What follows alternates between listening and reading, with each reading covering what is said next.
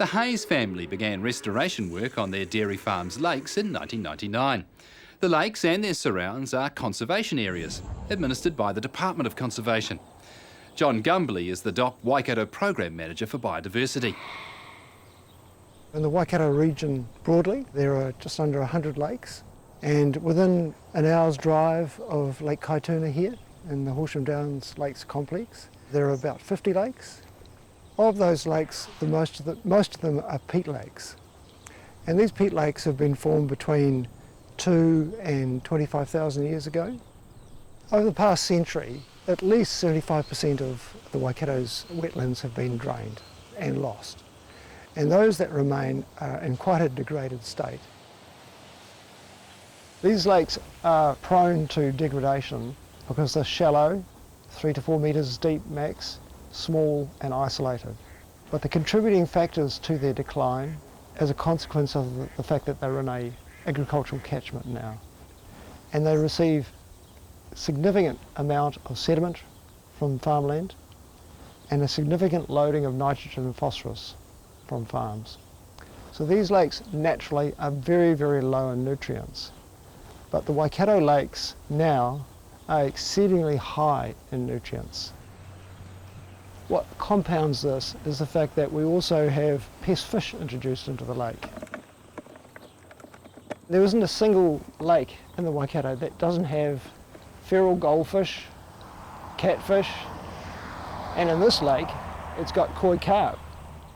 The effect of these fish is to uproot the lake bed sediments, disturb vegetation growth, and fundamentally resuspend the nitrogen and phosphorus that's come in from the catchment. There's a pied shag. It's sitting on the box out there. Yeah. Andrew and Jenny Hayes have been recognised by the Ministry for the Environment for their outstanding efforts in working with the whole community to rescue the health of 2 lakes on their farm. Over the years, they have worked closely with DOC and the Regional Council. With the restoration of this lake, we've provided advice to Andrew about weed control, animal pest control. We've been able to relocate species that have once existed at this lake. We've also provided him with a whole farm management plan, and the purpose of those plans is twofold. One is to increase farm profitability, and the second objective is to apply more sustainable land management practices. It's 88 hectares effective, and we used to milk around the 300, we've dropped to about 280, 285 cows. Half's Hamilton clay and the rest is Kaipiki peat loam. It doesn't dry out in the summer so much because we've got this buffer zone around the lake. It's got this sort of a swamp right around. When we first came here in 1981, the little lake Kaumakarau was 1 metre deep and Kaituna was 4 metres deep, and then the land across the road and that lake was getting developed and the silt just kept coming through. Now like up to 1998 the silt was, that little lake is only about 6 inches or half a metre deep, and the bigger lake Kaituna is 1 metre deep, so it's just filled up. And the other thing that turned things around in 98, the whole lake just went bellied up and all the fish, everything just died, bird life, the whole lot. When an eel, nothing left in there, it just stunk. We couldn't see those lakes because of the willow right around it. Now we just got the view and see the water and all that sort of thing, and just the nature that's around it, the insects, the birds, you name it, the fish. It's just unbelievable what we get down there. Cabbage trees, cockatiels, all your different rushes and that, you know, bellmares, things I never knew before about. That seed has been here since the Taupo eruption, which was 2,000 years. So all the seed was just sitting there and the willow was just taking it out. The reason we've been able to work in with the Regional Council and DOC, like, they understand what we're doing here. Everybody needs help. It's balancing the whole thing out. There's no use being loggerheads about it. It's just you've got to work together, and the farmer becomes a better farmer. He becomes smarter. His profitability doesn't go down. Like, we've retired 5 hectares here, and you can't get that through the farmers till they've actually done it. Once they've done it, they understand. That's where the big breakthrough is. It's not taking shortcuts anywhere. We don't want to see the lake go backwards again, so we focused on the lake and got the lake right. Now we're focusing on the farming to the lake. So we've got these silt traps going. We had silt traps in the reserve, but they were filling up, and the problem was there. We couldn't get the digger in to clean them, we couldn't get a tractor in or anything like that, so we had to bring them back out in the hard land, and it's a lot better system.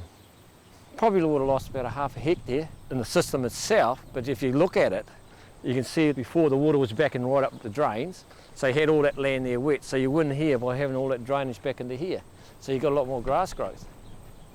With N and P runoff, what I've learned here has been quite good because I've been able to focus on it. With Rebecca coming to us to do a PhD, she's been here for 3 years.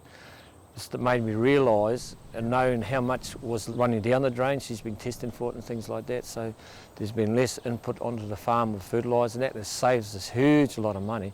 It's the same as the whole farm environment management plan under Alison Dew, so we're down to 25% of our fertiliser and we're getting the same dry matter growth per hectare. Andrew's restoration work's been quite significant for the lake, particularly in regard to the sedimentation traps which he's created. There are 10 inlet drains to this lake, 8 of which are purely from Andrew's farm and 2 from neighbouring properties.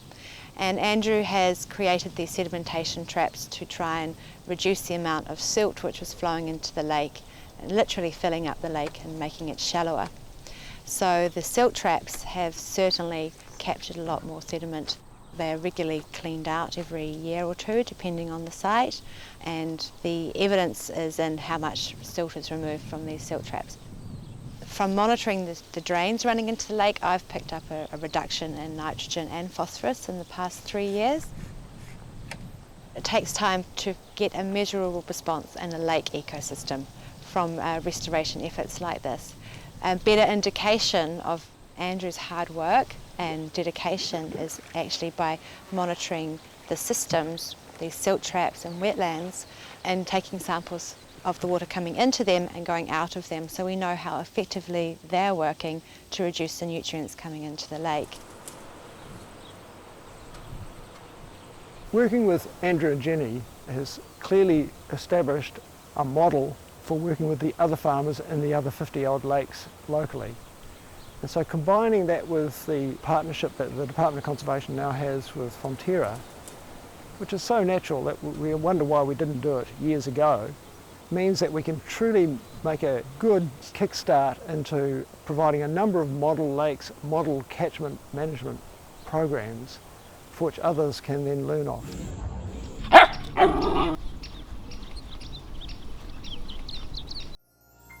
This program was made with funding from New Zealand On Air.